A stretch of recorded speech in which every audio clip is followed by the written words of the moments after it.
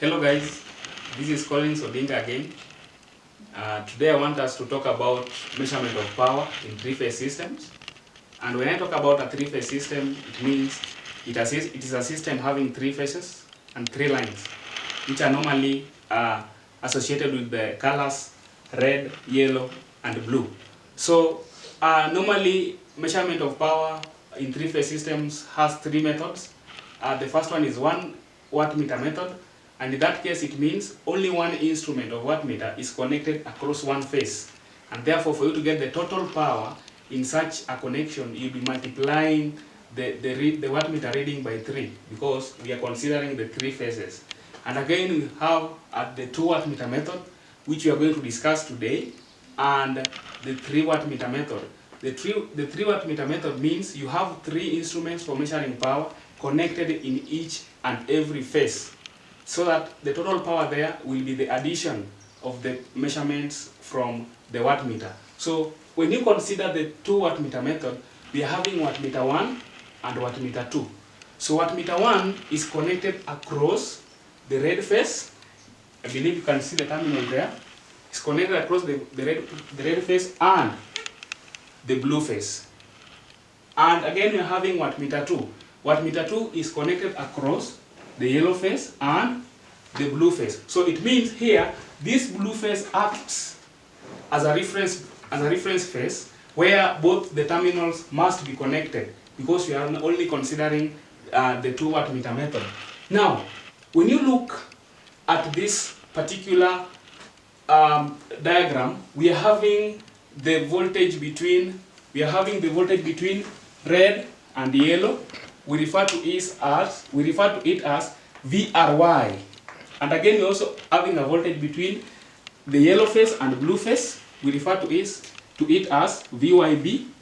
And finally, we are having another voltage between the red phase and the blue phase, and we refer to it as VRB. So the VRY, VYB, and VRB, we call them line voltages.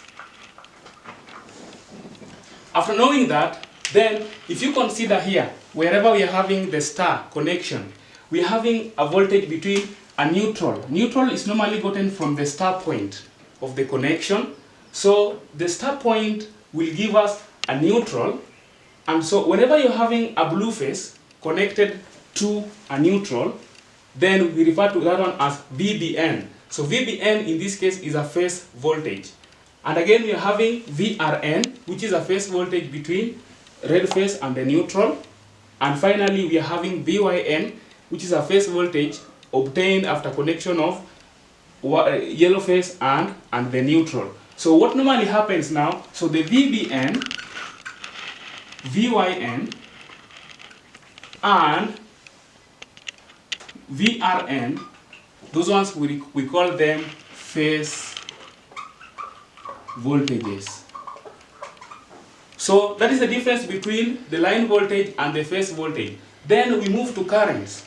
The current IR here is a current from the red phase. We call it IR. The current IY is the current associated with the yellow phase, and the current IB is the current associated with the blue phase. So the IY, IB, and IR are line currents, and in star connection, we normally know that the line current is the same as phase current. So in that particular manner, the value of the line current will be the same as that of the phase current in each and every phase. Now, we are interested here in getting power. How do we read power in a 2 wattmeter method? We are having wattmeter 1 and we are having wattmeter 2. Power normally is gotten by VL IL cos theta. So in this case, it means it is the line voltage times the line current cos theta, where this theta is an angle which this voltage and current make when they meet in a phasor diagram or in a phasor representation. Now, for wattmeter 1, So wattmeter 1 reading, we can say W1, it will be associated with the line voltage VL. And the line voltage for wattmeter 1 will be that between VRB, because it is associated with the red phase, where the first terminal is connected, and the blue phase, where the other terminal is connected. So for wattmeter 1, it will be VRB times the line current, and line current associated with wattmeter 1 is IR.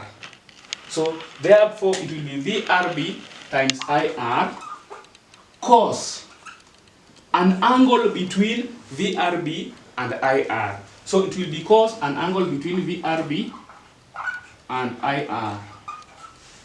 So for you to get the wattmeter reading for W1, it will be VRB times IR cos an angle between VRB and IR. And this is how, and we actually know that the VRB and IR are both the line voltages and line currents respectively. So for wattmeter 2,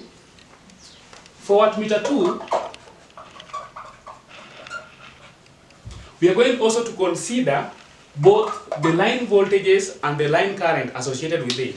Wattmeter 2 is connected across the yellow and blue phase. One terminal is connected at the yellow phase, another one is at the blue phase. So therefore, the line voltage at that particular point will be VYB. So it will be VYB times the line current, and the line current there will be IY, whereby this IY is associated with the yellow phase. So times IY cos an angle between VYB and IY. So for you to get the total power in wattmeter 2, we normally add them directly. That is, it will be the total power in wattmeter 2 using 2 wattmeter method will be W1 plus W2. But then remember, we need to know how this angle is obtained, the angle VYB and IY and VRB and IR.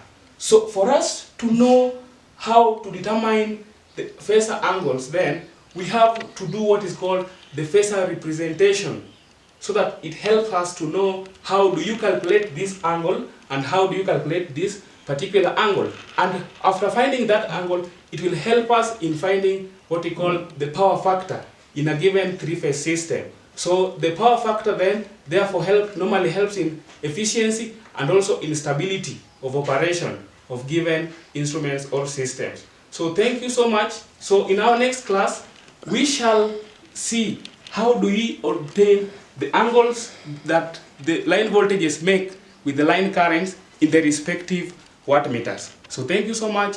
See you then.